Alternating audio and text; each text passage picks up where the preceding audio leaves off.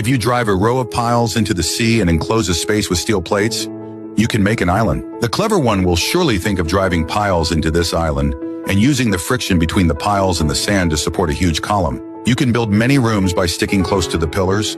At this point, you will notice that the sea breeze will make this building sway from side to side.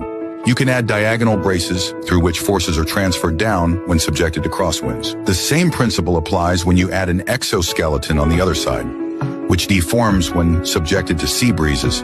And cleverly, you can add a diagonal cable in the center to avoid exoskeleton destruction. You add such diagonal cables to each layer of the exoskeleton, and you get a stable structure against strong winds. Congratulations, you've built the semi-hotel.